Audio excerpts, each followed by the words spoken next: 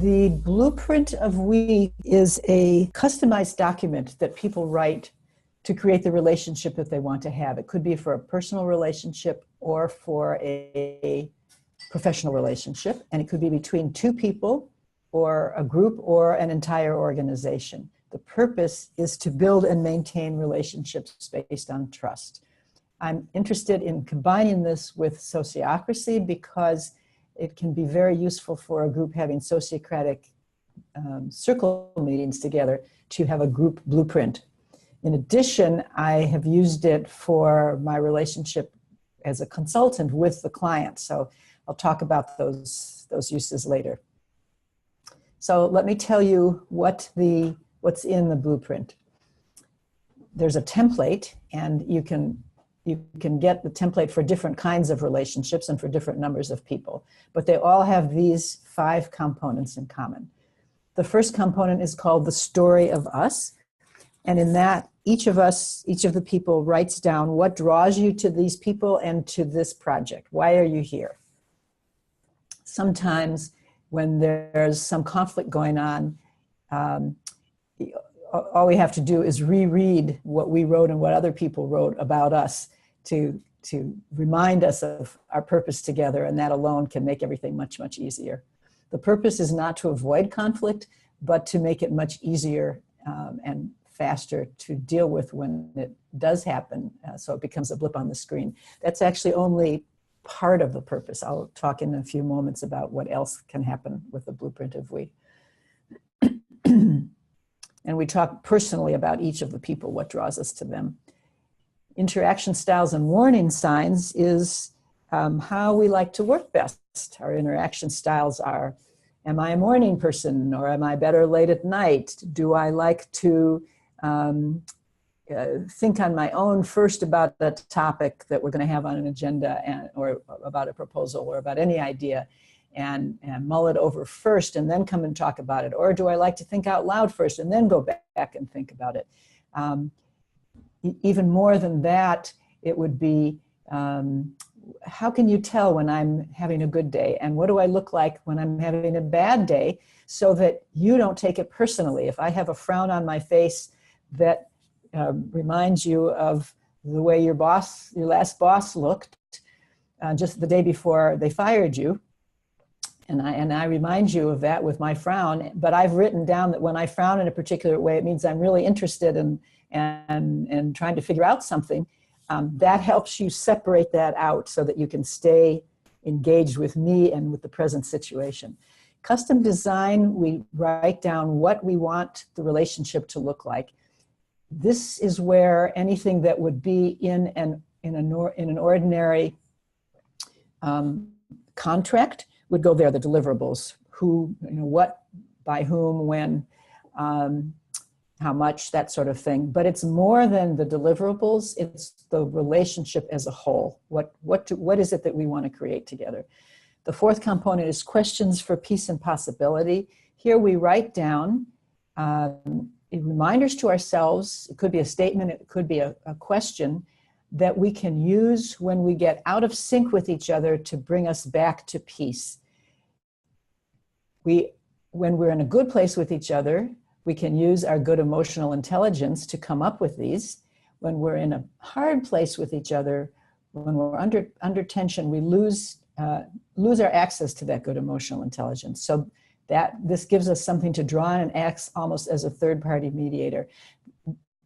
One of the uses of the blueprint of we is actually in schools, and children in classrooms create these documents together and use their questions for peace and possibility to mediate their own conflicts in the schoolyard. So there could be something like, remember to breathe. Do we need to take a break for a walk right now? What is it that we really want to have happen here? What's going well about our work together? Those kinds of questions. We come up with a joint list. There could be 5 questions, there could be 20, it could be any number. Short and long-term time frames is the 5th component. And here, the short-term time frame is, what's the longest that we're willing to go when we get out of kilter with each other? before one of us will raise it. So if it's two people living together, it might be 2 hours. If it's a business relationship that's virtual, it might be 3 days or whatever length of time you want to say. But if something happens between us within that time period or less, one of us will call up the other and say, you know, in that last conversation, something was off. I'd like to find a time to talk about it. Doesn't mean we have to have the whole conversation right then, but it means we agree on a time to talk about it. And before we do, we're both going to go back and reread our entire blueprint of we, so that we remember the story of us, why we're together. We remember what the other person said about their interaction styles and warning signs. And we use all those, and then we can draw on the questions for peace and possibility when we have the conversation. So it becomes part of the norm, part of our norms, part of our culture to have those conversations rather than letting them build up and letting resentments build up. This does more than handle conflict, help us handle conflict. In many cases, it helps us avoid conflict. But as I said, when we do have conflict, we're able to move through it much more easily. But it does something else. In any relationship, there are three entities. There's you, there's me, and there's we. And what this does is puts more energy towards the we, so that which is something that we create together. And it helps our brains function in a different way.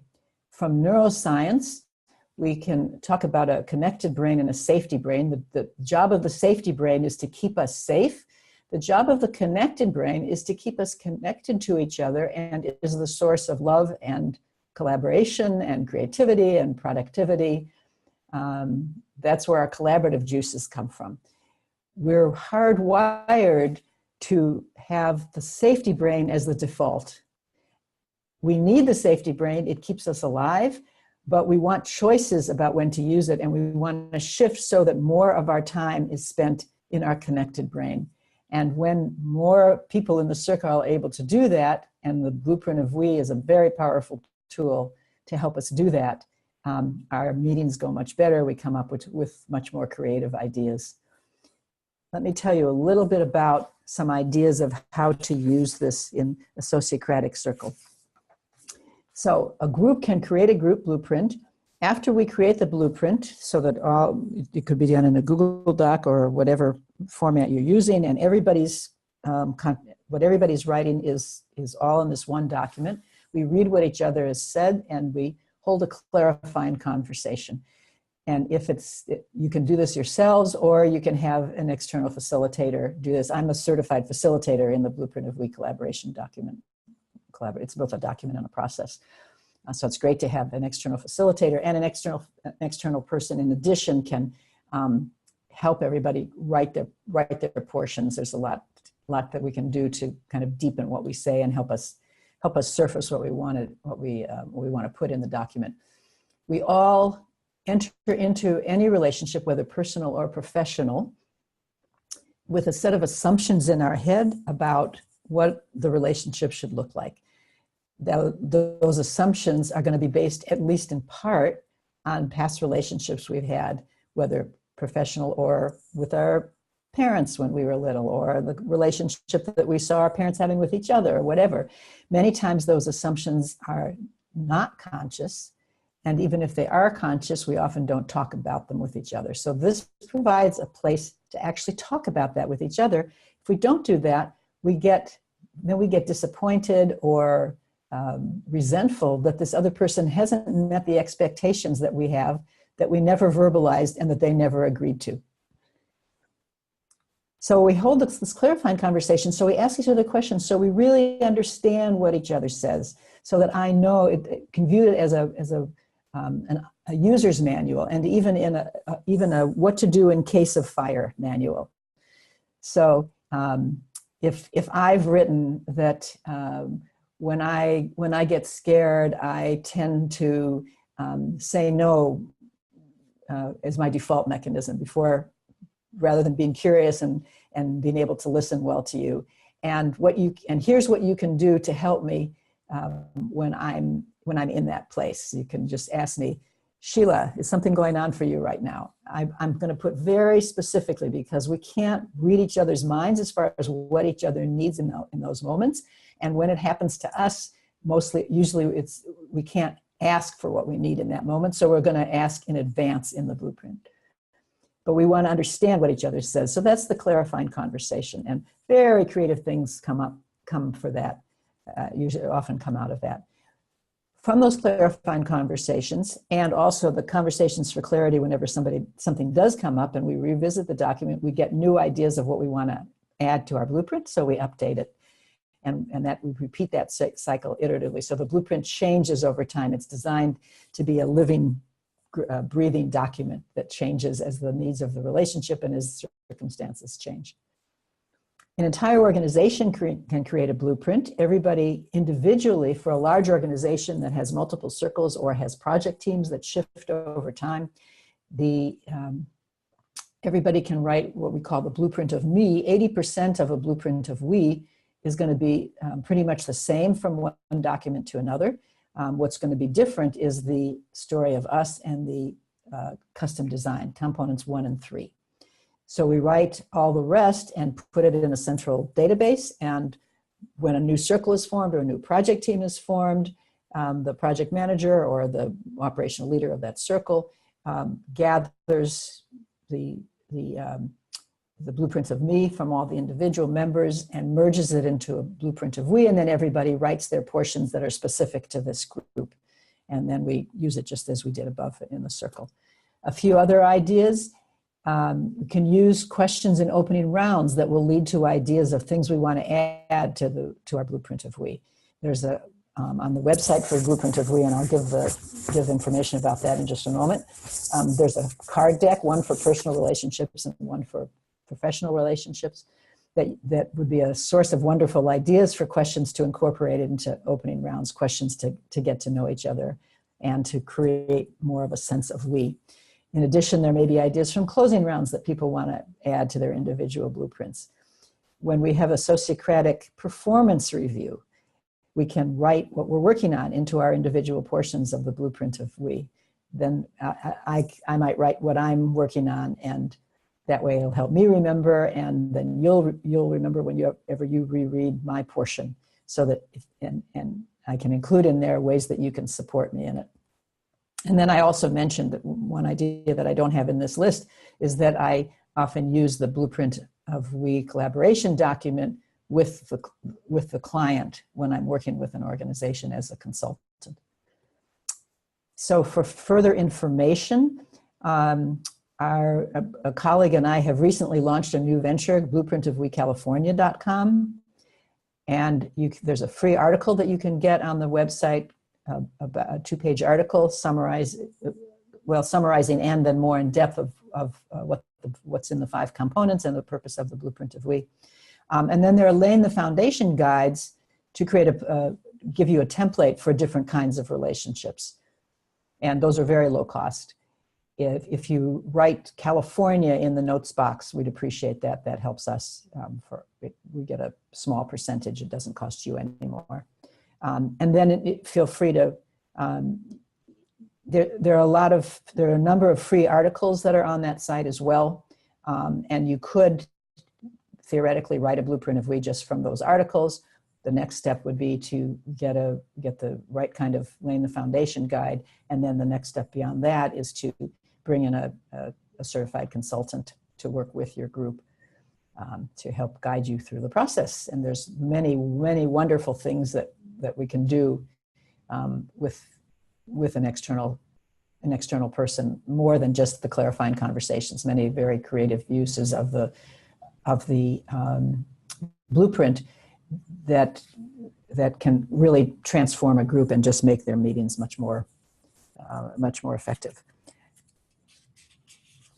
Okay, so I'm going to do a round for questions about anything I said, and a question for you if you'd like to, which is, when you think about increasing the we space in your organization, what do you want to achieve? What's your desired outcome that you want to, that leads you to to want to increase the we space? What do you see as the advantages? So I'm going to, if you want to make note of this question, you're welcome to. I'm going to stop sharing my screen so that I can see everybody. So I'll just say again, the round will be to ask me any questions, or when you think about a question for you, when you think about increasing the we space in your organization or circle, what do you want to achieve? Okay. And I'm aware of Roger and two people in a screen called Kimmy, and I don't really know if anybody else is on here. There are some other squares in my Zoom screen, but I'm not seeing a person there. So if there's a person in the other screens, please let your presence be known. So Roger, I'll start the round with you.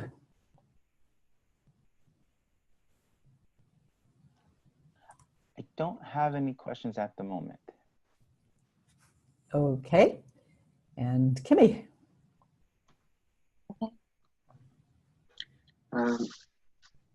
This is Stefan. Sorry. Hi, I'm quite interested in the we in an organization. Is it to bring in people together more, to getting them know each other better, so they have something in common, like sharing some values, so they can share it between themselves, rather than being individuals and going for the vision, mission, and aims of a company or whatever.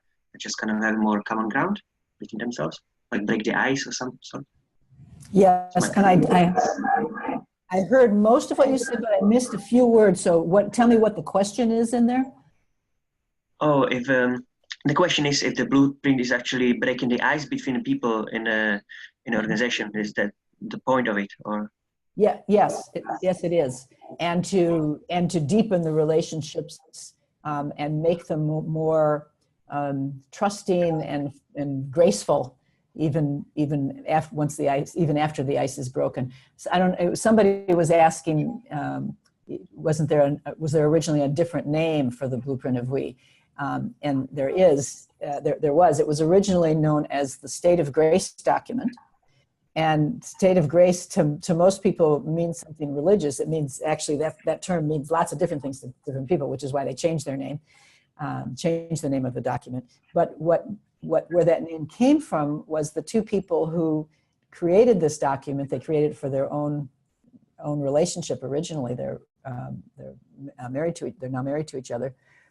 They got the name from watching videos of Fred Rogers and Ginger Rogers and Fred Astaire dancing together, and said, wouldn't it be wonderful if our relationships could be as graceful as Fred and Roger, as Fred and Ginger make dancing look. So it full of ease and graceful and creative. That's the purpose of this document. And people find that they just become way more relaxed with each other and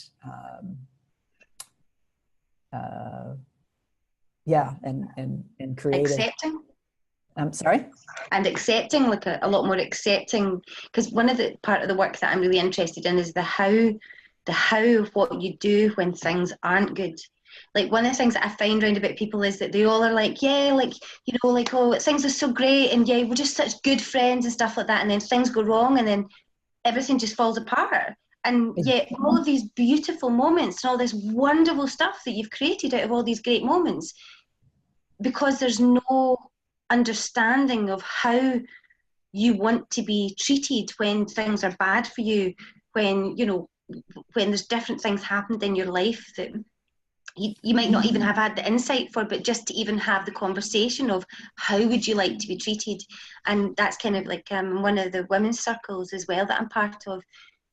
We've even started discussing how it's what you say when also things are good isn't necessarily the truth of when things are bad, the reality of what really you would like to happen as well. So it's kind of coming from lots of places where I think we all are needing more of a we-ness about our kind of interconnectedness, so that when we are building relationships, we can take these layers and have them in there through a planning process. Like I'm quite surprised, like, because I wasn't too sure there at first, like with it, some of the things, but the blueprint of we is just seems like it's something about creating potential plans of how you would like things to work for you, or how you would like to be, I suppose, at times managed if things aren't good for you, or how you would be like supported, or how. So it's really interesting. Thank you. Exactly. And I've experienced this over and over. The Rachel Aaron Kalish and I launched this venture together, Blueprint of We California. And so we have our own blueprint, and I've introduced her to it. She had heard of it, but knew very little about it. She's just been floored. She said she has never experienced a business relationship that was so easy. We have rough spots, but we have the tools to deal with them, and we don't avoid those rough spots anymore because we know we have the tools to deal with them. When we worked out our arrangement, we have a four-way blueprint between the two of us and Maureen McCarthy and Zell Nelson, who are the creators of the Blueprint of We. And she said we just breezed through the part about our financial arrangement. She said she's never been through it that quickly and that easily, and she's worked for many years as a consultant and as a mediator. And she said this is the easiest she has ever seen. She was shocked at how quickly we moved through it, and it was because we did all the other parts of our group blueprint first.